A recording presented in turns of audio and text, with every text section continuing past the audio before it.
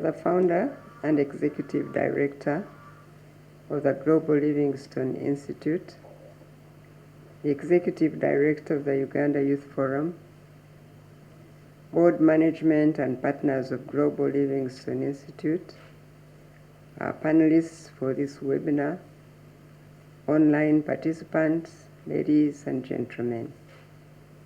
Greetings to you all. Let me now begin by expressing my gratitude to the Global Livingstone Institute for organizing this very important webinar on sustainability and the future of recycling in Africa. Thank you for inviting me to make a brief statement at the opening of this webinar.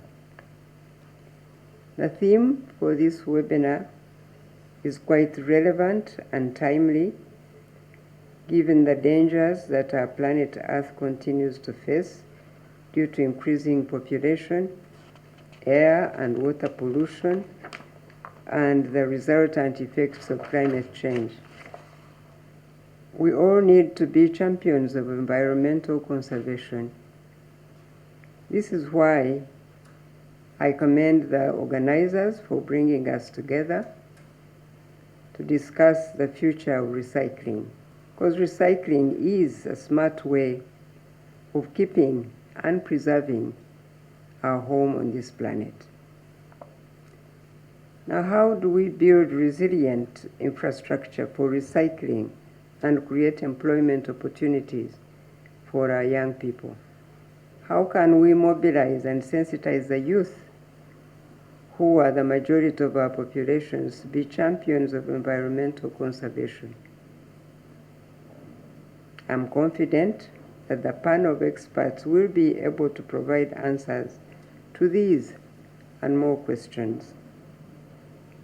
I look forward to receiving a report on the way forward and action points from this webinar, and I challenge Global Livingstone Initiative and Uganda Youth Forum to continue working together to empower young people to lead productive and transformed lives. I want to thank you for partnering with Uganda Youth Forum in this important work. I pray that God will be able to bring us together sometime, that we may discuss ways of further engagement. I thank you, and God bless you. Very excited to welcome you all here this morning. I am the CEO and founder of the Global Livingstone Institute. And when we founded the Global Livingstone Institute 11 years ago, and you had told us that we would be having a conversation with experts and scholars from around the globe to talk about conservation and sustainability with hundreds of colleagues from around the globe on a Monday morning, we would have said that is exactly why we created this institute. And so I am the least important person on the lineup today. I'm very humbled to have been part of the community development work that's happening in Uganda. We have an amazing team of Ugandans that are really leading the charge and guiding us and teaching us how to do best practices community development. And I think today's conversation is an offshoot of that, to really help us understand, by working with our communities, we can do better public health. By working with our communities, we can do better sustainability and conservation. And the whole principles that guide us are by listening and thinking before we act. And I think that this partnership and the work that is happening around sustainability through the public-private nonprofit collaboration that's taking place exemplifies the fact that if we actually spend time working together and connecting with the communities and letting the communities lead these efforts, that the impact is enormous. So I'm extremely excited about today's conversation. We're honored that the First Lady of Uganda would take some time to acknowledge the amazing work that's happening. And I think the panelists who are part of this will highlight how important it is for us to be working together. And finally, without further ado, I'm going to turn it over to Danny Rubin. Danny Rubin is one of our board members for the Global Livingston Institute, but also is really dug in and committed himself over the last 6 months to building and facilitating these dialogues. And it takes time to build these relationships and to make them happen. And so 1,000 thank yous to you, Danny. And I'm very excited about this morning. So thank you for letting me be here, and thank you all for tuning in on your Monday morning or Monday afternoon, depending on which hemisphere you find yourself in today. So thank you. Thank you, Jamie. And we apologize about the video audio. We tested this morning and it worked very well. But as you know, with these things, as we adjust to the virtual environment, things don't always go quite as planned. But we'll send that out this afternoon to make sure all of you can hear it. Thank you for the lovely introduction, and good morning or good evening to our folks in Africa. My name is Daniel Rubin, and I run the Sustainability Initiative for the Global Livingston Institute. A special thank you to my staff, the team at the Uganda Youth Forum, and the Honorable Janet Museveni, First Lady of Uganda, for that great introduction. We will send out later this afternoon. Let's welcome our panelists. From the brand owner perspective, we have David, who is the head of sustainability for Coca-Cola's Cebu region, who is responsible for developing and implementing regional strategies outlined in Coca-Cola's Global World Without Waste initiative. He is one of Africa's foremost experts in the circular economy and serves on the board of Petco South Africa. Adoa, who just moved to Ghana to serve as the country manager for Dow Chemical, also serves as the Africa Sustainability and Advocacy Manager. She's an integral part of the Ghana National Plastic Action Partnership, started by the World Economic Forum, that supports the public, private, and civil society's transition to a circular plastic economy. From the recycler perspective, Kieran Smith is the CEO of Mr. Green Africa, one of Africa's best and leading recyclers. Not only has he recycled over 3,000 tons of plastic, but he's made a huge impact in Kenya's waste picker community. We're creating 110 direct jobs and thousands of indirect jobs, but also by providing health checks to one of the world's most vulnerable populations, waste pickers. And obviously that's even more important now with COVID-19 ravaging the world. From the technology development perspective, Matt is the CEO and founder of Kudoti, a waste management and circular economy technology startup based in South Africa. Kudoti is an innovative solution that will help streamline waste management. Kudoti is currently running a pilot with the GLI in Kampala, and they just won the BRICS Innovation Prize and is the finalist for the UN Ops Resilient Infrastructure Challenge. And last but not least is my friend, Emily.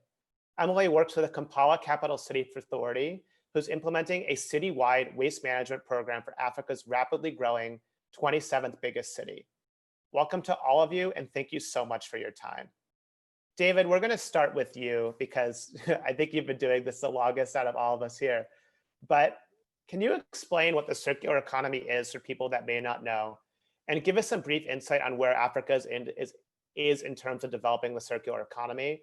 Further, do you think the circular economy is just another sustainability fad or something that will stick around for the long term? Sure. Thanks, Danny. I hope you can hear me. Thanks for the generous introduction. I think it's important to start by saying the circular economy is really not a new idea.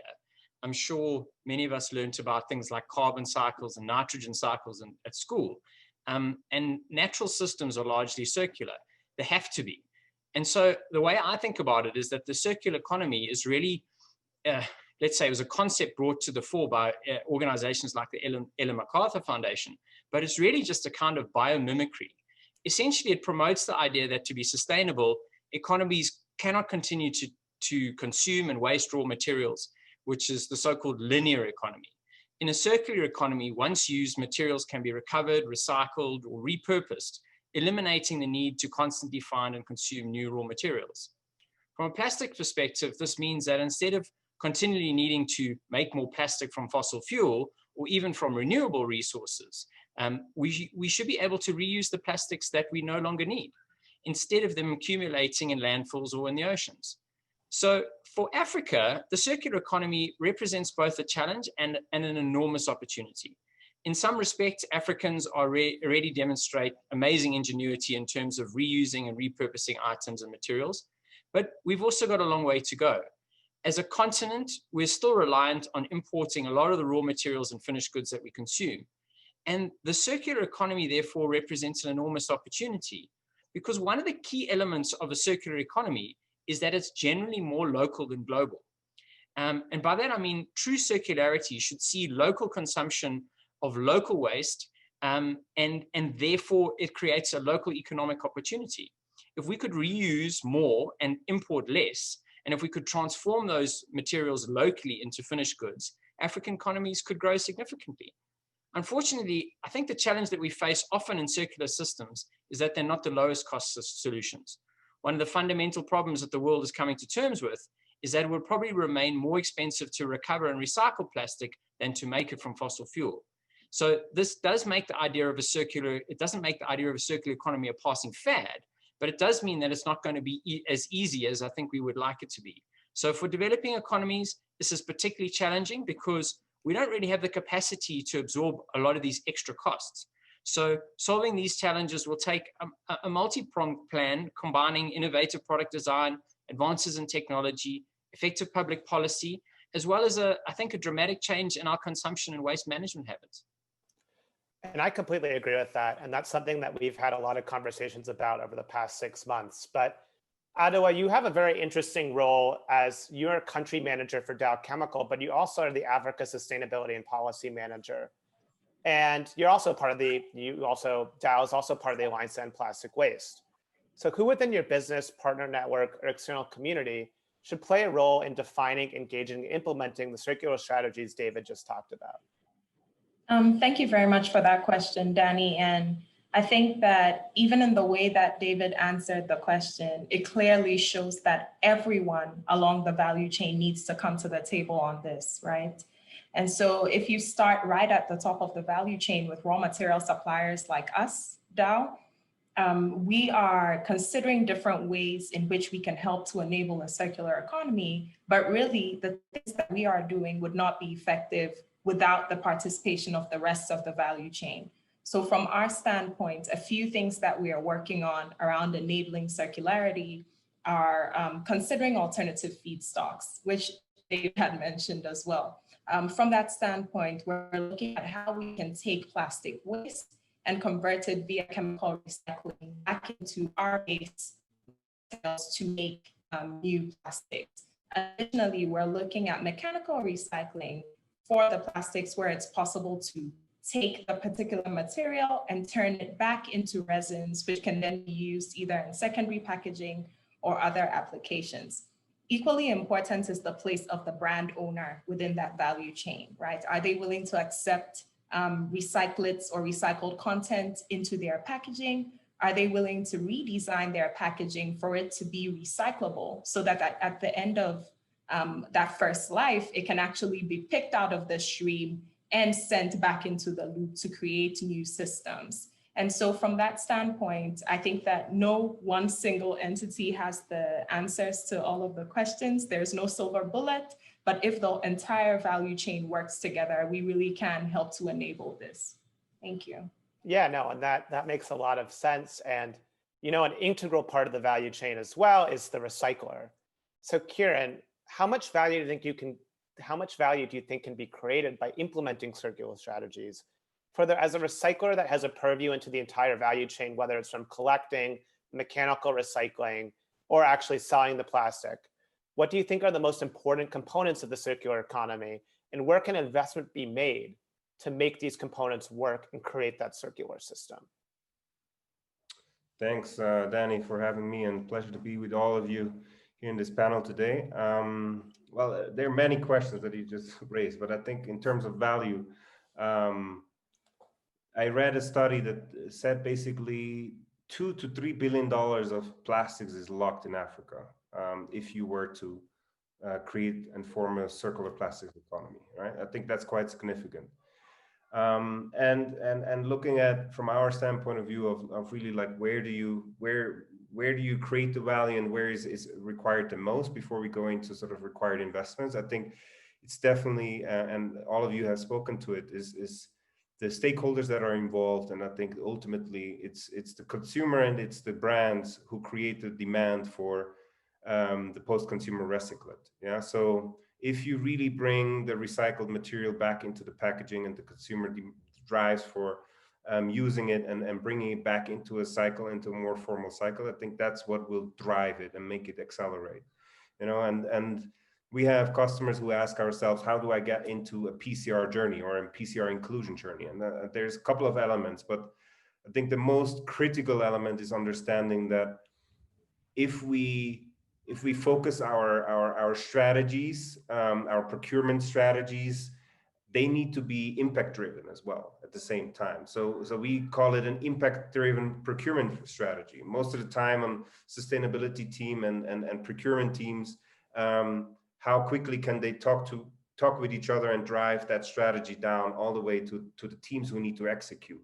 And I think that will be one of the very key elements to make sure that PCR in its demand can be included in the value chain. And that's not to say that we expect brand owners to pay much more for the post-consumer plastics, but even if we can benchmark it with virgin and be in the same sort of normal average price points, I think we can really drive a very quick circular plastics economy. Now, another element here, and this is what Mr. Green Africa really stands for, is the inclusion of waste pickers and informal waste pickers and trying to formalize them. What we're trying to do is really redefine the term waste picker. Can they be part of a more formal value chain and be included from all stands point of view, from working conditions, from pricing perspectives, etc.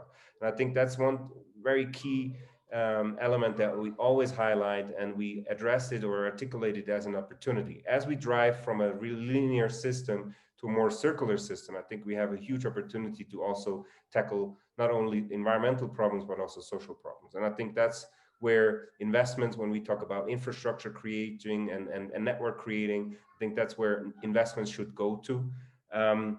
Besides, of course, you know, being able and capable to process these volumes of materials into the qualities that we need, I think the social element should not be forgotten, and some sort of provenance and agreement on a scale or regional scale or global scale needs to be defined so that everyone has that North Star where we can go and really truly systemically change people's lives. So that's, from our point of view, I think what kind of strategies recyclers and networks can bring to the table.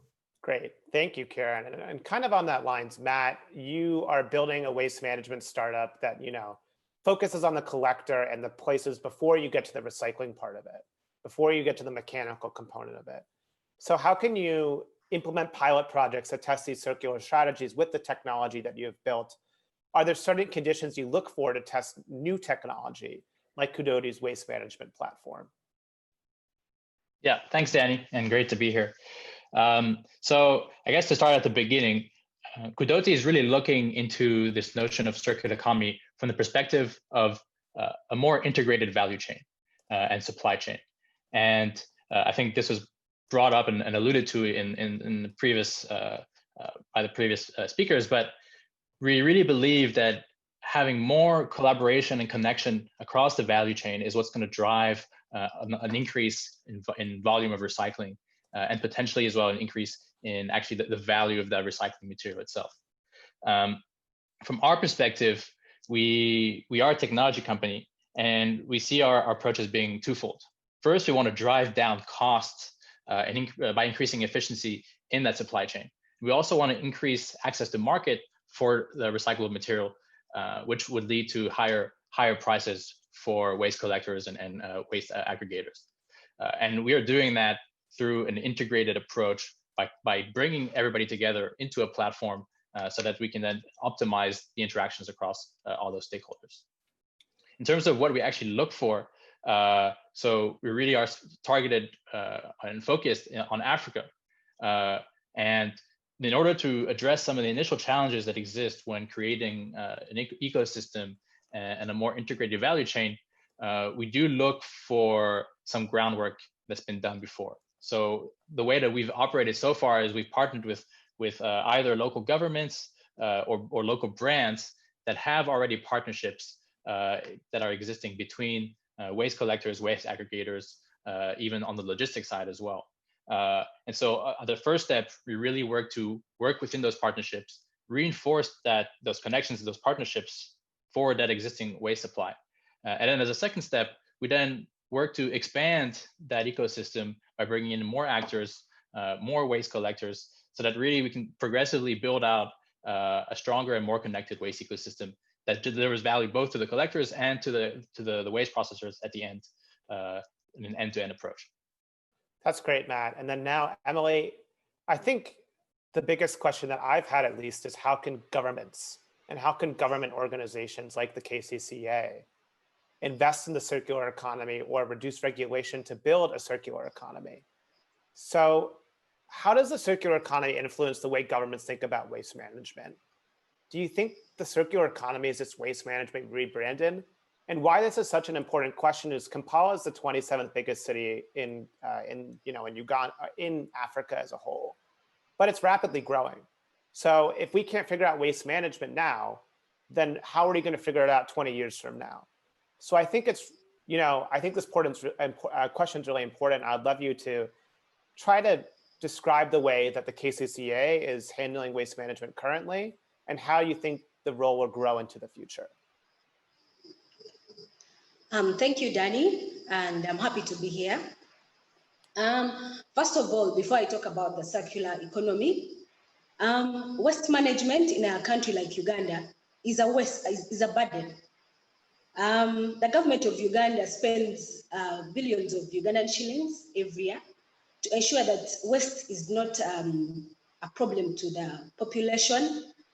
In Kampala alone, we find that we generate over 2,000 tons of waste on a daily basis, but we are only able to take about 1,300 tons. So you see, we cannot even take what we generate. So that's a burden to the government. And of course, with the increasing population, Uganda is has a fast growing population. And with the population increasing, it means there's going to be increase in consumption, which also means there's going to be increase in waste generated. So the burden just keeps increasing. And when you bring in the circular economy aspect, you notice it's aiming at eliminating waste and adding value to the waste, which means there will be less waste to be managed by the city authority like KCCA, where I work. And it means there will be less money put aside to manage the waste. So the circular economy helps the government look at waste more of like a raw material for production of other products. And the issue of waste being a burden sort of stops. So that's how I think we look at it as a government. And that makes sense. And now going to Kieran, you brought this up before, but obviously the waste picker is a huge part of the value chain that a lot of the focus in the circular economy has been focused over the past 5 to 10 years, where the waste picker is often, I would say often left behind. And I think that that's where Mr. Green's work is so impressive to me, is that they are making an impact in these waste picker communities that's not typically there. But another issue is COVID has had a huge impact on every market. And while the circular economy is key to building resilience and building infrastructure for years to come, it's not excluded from the COVID impact. How do we ensure that the 15 million informal waste collectors that are in the world who do not have access to health insurance or government services stay safe while they're picking the plastic and doing that very important role in this plastic economy? Yeah, sure. I mean, what we have seen with COVID, I think what it has really accelerated is sort of the demand on our customer end. I mean, we've seen engagement with brand owners much more relevant, or at least not backing down from their commitments. And I think it all comes back to sort of the inclusion and the demand creation that I talked about earlier, and the resilience and how do we really support them is being able to buy from them even during tough times. We've seen recyclers closing down. We've seen people not being able to buy during these times because of the uncertainty to sell somewhere. With a true localized circular economy and local demands, less disrupted supply chains, you will be able to continue to serve and buy the materials that these collectors buy every day. I think so. Coming back to really the demand that I mentioned, I think having a very, very strong, sophisticated demand side will not disrupt them. You know, and of course, since we don't have a complete circular plastics economy today, I think what can we do? One of the things is definitely from an emotional level, recognize that work and trying to sort of support them where we can. I mean, we have initiatives where we, have tea parties with them, and we include them, we bring them to our buyback centers, and or we invite them to our buyback centers. We have tea with them, etc. We make sure they have energy for the day, but at the same time, we also have health checks, etc. So I think it's just little pieces that will add to their sort of formality of increasing their quality of life.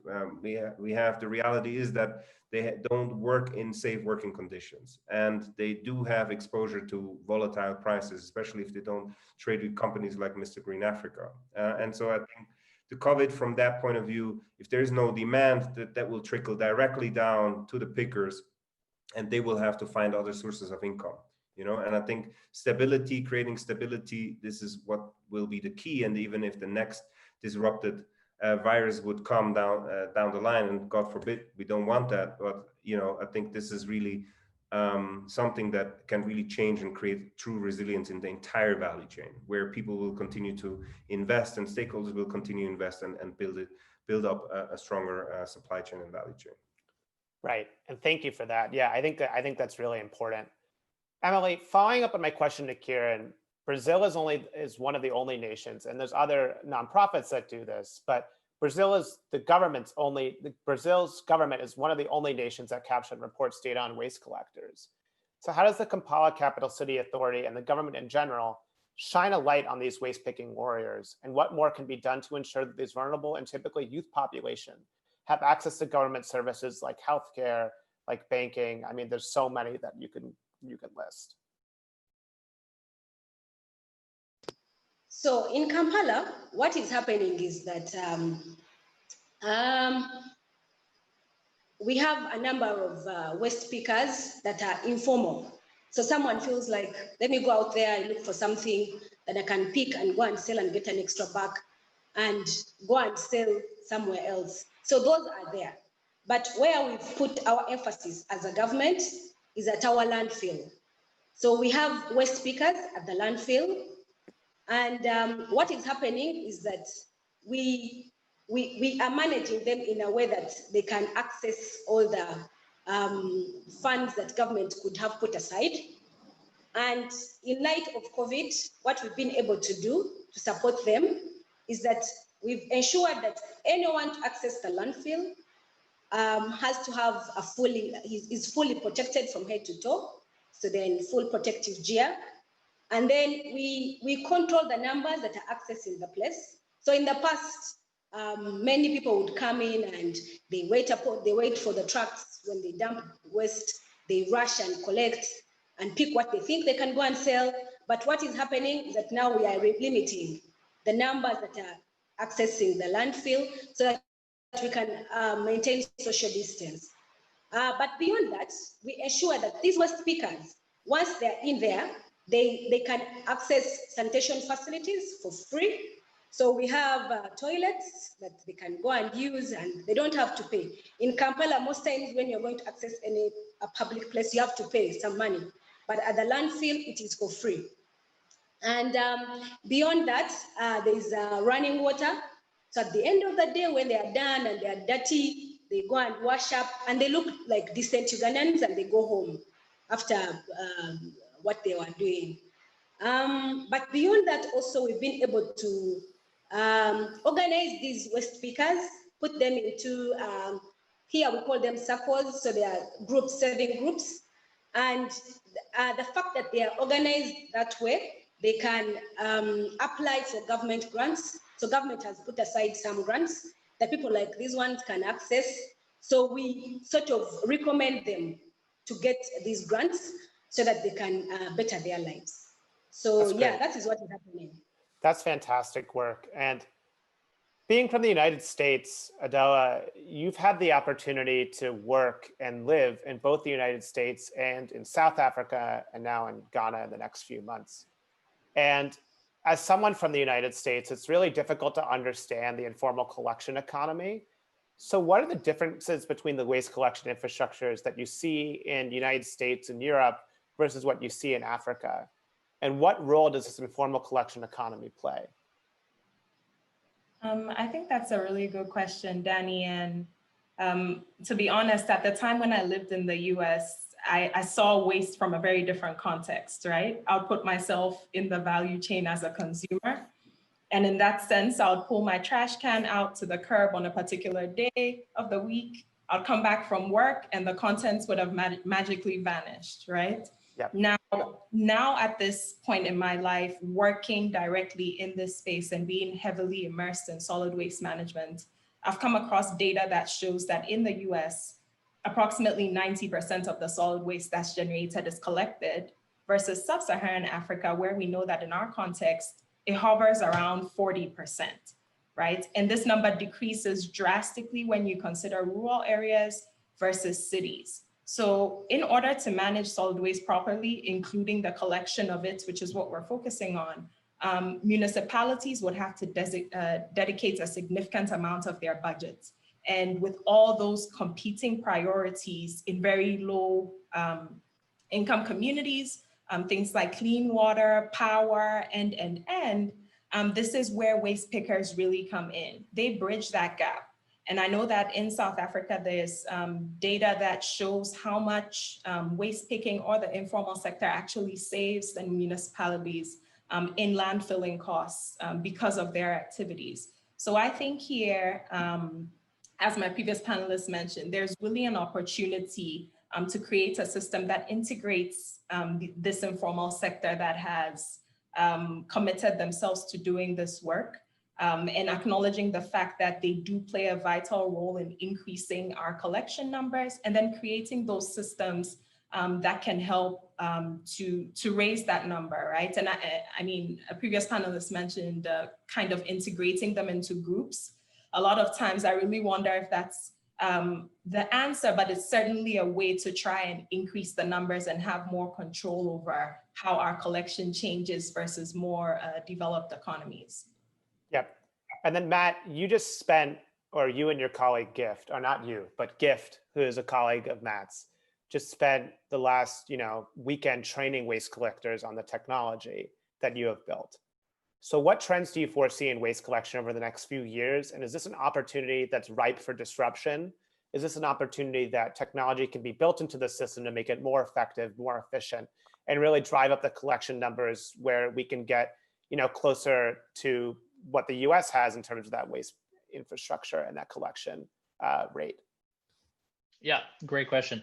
And really interesting topic of conversation. I think it's extremely broad, and I'll try and touch on a few points.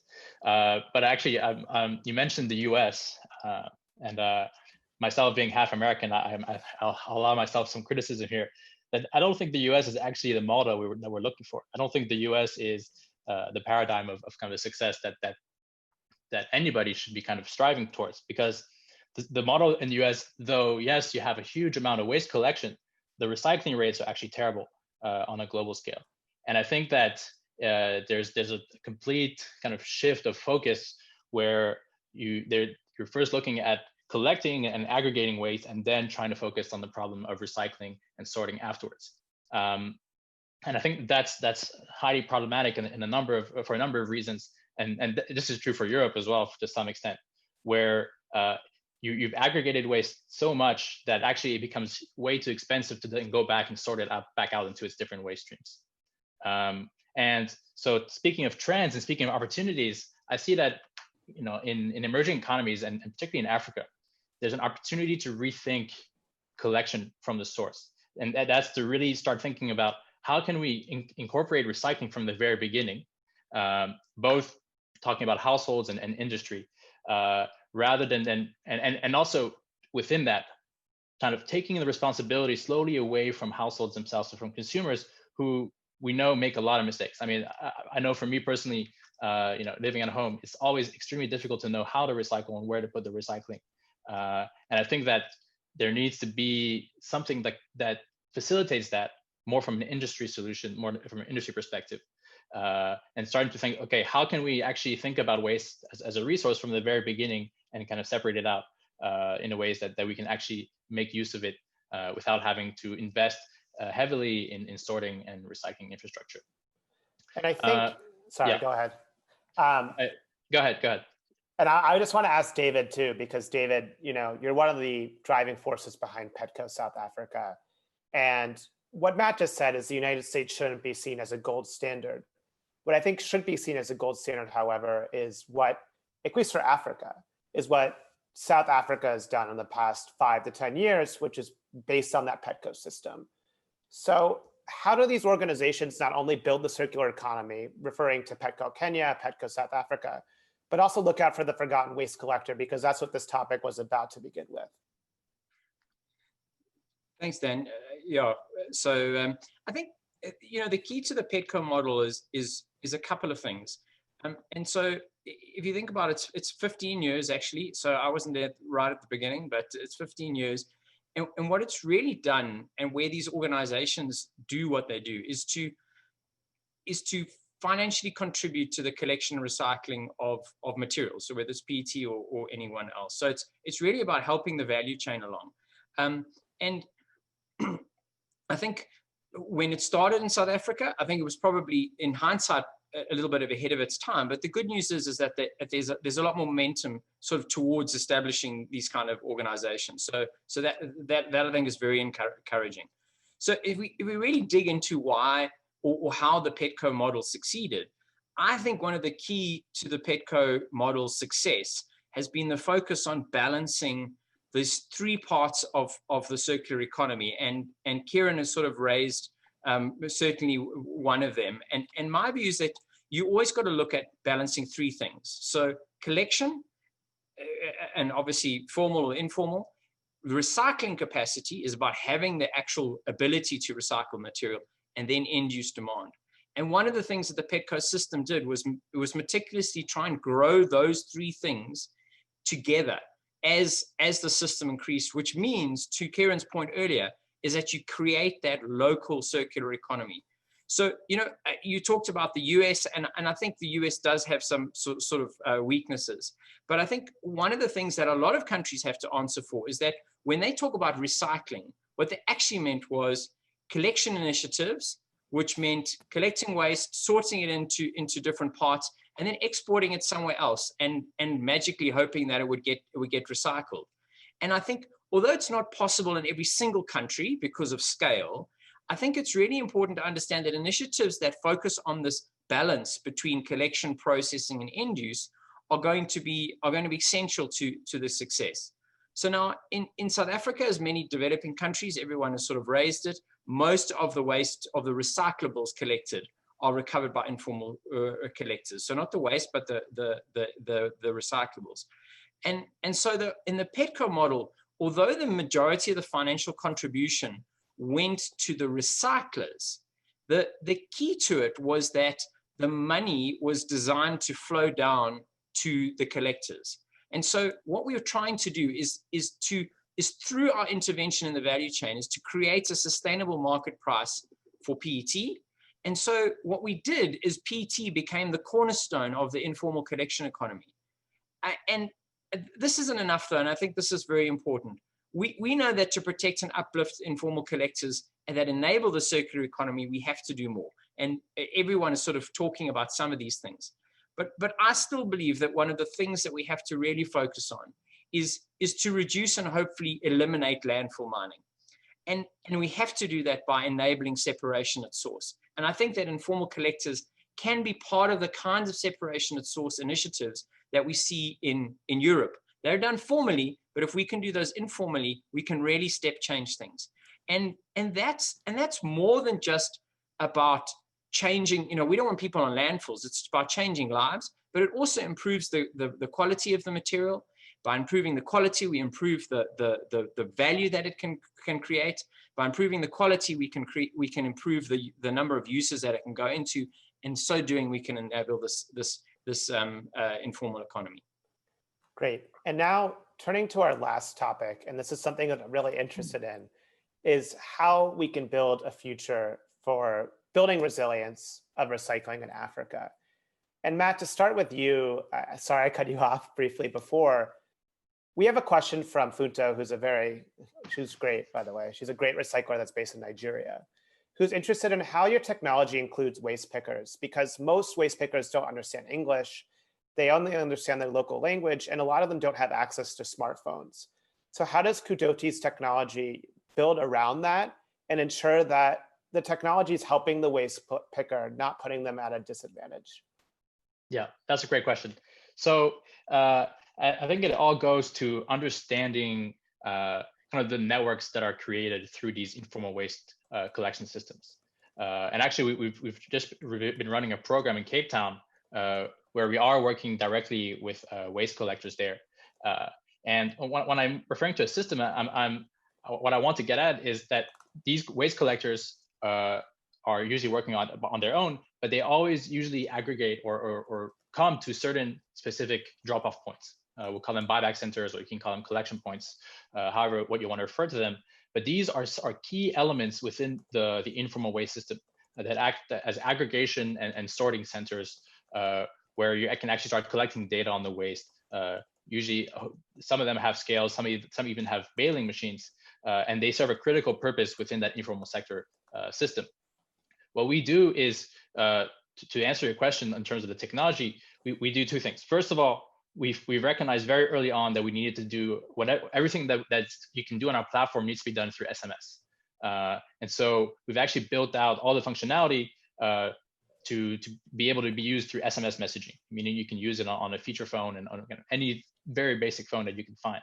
But actually, even a step beyond that, some people don't even have phones at all. That's those situations that we've come across. So what we've done is we worked with these collection points as centralizing entities within these waste collection networks to actually be the interaction point with the waste collectors. These waste collection points usually do have smartphones, and even if they don't, they can still use our SMS functionality, and they can be the relayer of information between the waste collector and our system, and they serve a critical role within that ecosystem.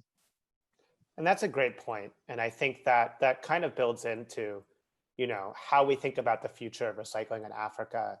And Kieran, I know that in Kenya, you're building out a very similar technology and a similar ecosystem. So can you just explain a little bit about what Mr. Green is doing today that can build a resilient, sustainable, and circular waste management ecosystem in East Africa for the future? And what do you see as the future of recycling in Africa? I know that's a very loaded question, and we only have a little bit of time left, but I would love to hear your opinion. Sure. Well, I think when we started out 6 years ago and no one really was talking about, circular economy or recycling, plastic recycling, we realized, okay, if we want to manage the infrastructure, the way we do it and at scale, we have to leverage somehow technology in order for us to sort of trace and create some sort of provenance for every transaction we do, right? And so what we did is really try to create the market with pillar number one is really getting into the sort of the informal settlements, setting up our buyback centers that create a level of trust from a brand point of view and from a transaction point of view, where you have a much easier and better supplier experience, I would say it, on the ground in the communities, right? And that allows us from a brand perspective to really engage there and be present there. So that's pillar number one. And so that speaks to the inclusion level. And from a resilience point of view, on the other side, we try to keep pricing as stable as possible, right? We try to keep our opening hours reliable. We try to always buy when others didn't buy, and that forms trust, right? So that's pillar number one, and from an inclusion perspective, and replicating that with a certain amount of standard, etc., allows us to get to where we are today. And then the pillar number two is really the local value addition. We very early on, it was very clear for us that we want to invest into the right technologies, that's now hardware technologies, that allow us to process these plastic waste that we buy on the ground into high quality plastic that then the local manufacturers can use locally in their products. And we realize that there's a big gap between that step from once you aggregate to the step to actually offer a reliable, high quality product back into this local value chain or supply chain. And therefore, we made significant investments that allow us to do this process and this value addition process within Kenya. And I think that was a very big key for us to remain resilient. I mean, it's not the first time we're getting disrupted as a recycling industry. I think when China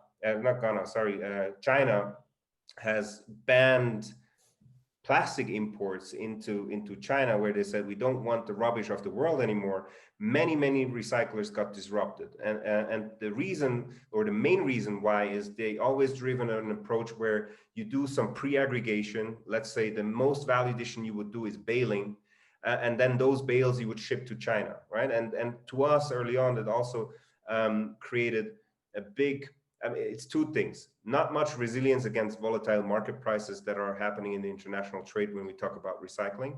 And then two, it also really drives sort of the concept that we see in other commodities also happening on this continent, where we extract the resource and we buy the resource from its country of origin, and then we do the nice value addition, we do it somewhere else, you know, and that's diverting jobs into these countries where they shouldn't belong. And that's why we say, look, local value addition, local circular plastics economies will create a much more resilient sector within each country, in the region, et cetera, et cetera. It creates jobs at the same time, and it removes importation dependencies, et cetera, et cetera. So there's a lot of benefits. And also from a government point of view, there's a benefit of creating more taxpayers, right? I think, you know, there's not that one silver bullet to say this is what makes recycling resilient, but I think it's very definitely speaks to this localized approach where you close the loop within a region, a country, and create jobs there. I think that really creates the dependency what is happening within the country, and not what is happening globally when other countries decide to make big moves and strategic decisions for their own good. Absolutely. And David, I know you hear, you know, young people are really pushing, I'm not calling you old, but I'm just saying young people are really pushing this movement forward. And are you more hopeful now than when you started Petco, when you started in the Petco system and the Coca-Cola system 5 to 10 years ago? Are you more hopeful now that we're, you know, closer to tackling not tackling climate change, but slowing down climate change and building a resilient, profitable, and circular economy? I think that's a really important question, and I'd love to hear your opinion about it, because you've been in this for a very long time, and I'd love to know if you are more hopeful now than you were 5 to 10 years ago. Danny, I think short answer, yes. I think that the tide has definitely turned, and we see a lot more pragmatic solutions being proposed than we have before. Let's be clear, though, there is still enormous challenge.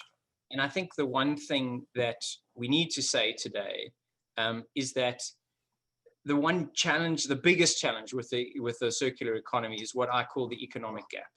And in this, I like to compare recycling to mining. I mean, a lot of people are familiar with mining. Mining is about recovering and processing material from the ground, and then you try and sell it, and you have a commodity price, and hopefully you can recover it for less than the price of the material. Now, what we see in mining often is when prices change, you might hear a miner shutting down or closing a shaft or putting on care and maintenance or stopping altogether. And what's important to note is those mines are seldom closing because there's no gold or no platinum left in the ground. They're closing because it costs more to dig it out than they can sell it for. And we're okay when mining stops under those conditions, but we're not okay if that happens to recycling. We can't get to a position where the recycler just says, listen, I can't do this anymore for the price of what the material costs, so I'm just going to stop. And the waste is going to pile up on your door. And so what's critical about the concept of extended producer responsibility is that it's up to extended producer responsibility and organizations like Petco to close that economic gap. And we've got to be there to make sure that the recycler keeps going, and not only going, but growing. You may not need extended producer responsibility at low levels of collection and recycling, but because it tends to become more and more expensive as you increase collection percentages, there will come a point where you are going to need EPR support for almost every single material. This means that almost all recycling-based businesses will need external support of some kind in order to reach their levels of collection and recycling that we need as a planet, and that means money. And so it's critical to understand that effective EPR is a critical enabler of the circular economy. And that's why, as Coca-Cola, we put so much effort into establishing initiatives like Petco. In the absence of formal policy, this can be voluntary, and it's generally the right place to start. But voluntary has its limits, because depending on the willingness of producers to contribute, there's only so much you can do. But as I've said already, as you try to collect and recycle more material, it gets more expensive. You need to go further, you need to collect dirtier material, and you need to process the harder to recycle products that you would otherwise ignore. This means that the economic gap can grow, and to address this, you need everyone to contribute. And this generally means a transition at some point to regulated EPR. So we have to understand that as much as the circular economy is a huge opportunity, it is going to come at a cost ultimately to the people of Africa, and we all need to play our part. And I think that leads me into the next question for Emily, is that we just talked about informal EPR. Does the government, especially in a country like Uganda, which is a landlocked country, and there's less concern about ocean plastics than there is in a country like South Africa and Kenya, even in Ghana, which are all on the world's biggest oceans. So how do you build urgency within the government? How do you build urgency within the Kampala Capital City Authority to build out these EPR schemes, to build out this close the economic gap between what David just said? Thank you, Danny. Just like David said, the country has to come out and be intentional and make recycling, throw a light on recycling and make it that important. Because as I told you, at the moment, people who are involved in recycling are quite informal. So it's individuals, they go out and pick what they pick. And my worry is that, as the previous speaker said, if governments are not involved at that level, I mean, if I continue collecting and I cannot sell it, where am I involved in this? And then we find that a country like Uganda, we have unemployment as an issue, and majority of the people who are involved in this kind of work are the unemployed youth. So they realize they could not do anything else now. That is an opportunity. So government needs to build more on that. And one of the ways is probably to put up tax holidays for products from waste. It could also put up policies that encourage waste reuse. But also, as I said earlier, government has come out and put aside funds or grants that people can get. So if this money is accessed by these informal waste pickers, it could give them that momentum to continue doing the kind of work, and so that these raw materials are available, in that if any other person wants to participate in this kind of work, there's raw material that is available. And as KCCA, we have put up a recycling center where we are working on plastic and organic waste. So these are some of the things. So a place has been gazetted, a facility put up by government, so that if we go ahead to continue and encourage people to participate in this kind of work, they have where to put what they have collected, and it's put into other different uses or given more value. Yeah. And that makes sense. And then finally, Adela, we spend a lot of time, at least you and I spend a lot of time, talking about how organizations release report after report about the plastic waste problem. But my question is how can we move from reports to tangible actions to build a better future? Who is the responsible to start the movement? And phrased differently, do businesses have a responsibility to do this or to start this movement, or do governments? Danny, so I see that we're 3 minutes to the hour mark. Yes. Maybe the closing comments for the session. I think that the movement has already started, right? You saw a huge wave of public sentiments around plastic in the environment, maybe over the past 3 years or so.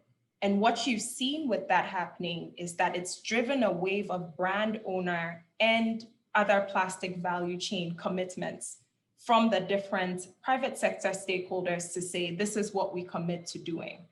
And for Dow, we've stepped up and made those commitments as well. And I know that Coca-Cola and the Unilevers and the Nestle's have all done that. Now this is a start, right? Making a public commitment that you're going to do something beyond just releasing sustainability reports and talking about corporate social responsibility initiatives. It needs to go further to become something that is locked in place by policy. So you heard Drew mention voluntary EPR systems and how we need to move towards policy-backed EPR systems. This is really the next wave, and that involves both the private and the public sector, right? So the private sector should come together to decide what that system is going to be, and no one should be left out of it, right? Because the whole aspect of taking responsibility for products is that you can't go out there and pick up one brand and leave the other one, right? Everyone needs to be involved. And so from that perspective, everyone needs to come to the table on such a system. And so creating that system, having the policy to back it, and consumers holding the brands that they love accountable, I think will help to create what the future we want to see for recycling in Africa. I could not agree more, and I think that gives us some hope for the future and a positive answer to end on. I'd like to thank all of you for your time, the panelists. I know all of you are extremely busy, and we really, really appreciate your time and your awesome answers and your contributions to this panel. For anyone who enjoyed what they saw today, the Global Livingston Institute and all of us here are actively seeking partners to join us in building a circular economy in East Africa. To find out more information, to give a donation to what we do, please visit www.globallivingston.org or reach out to me on LinkedIn or any of us.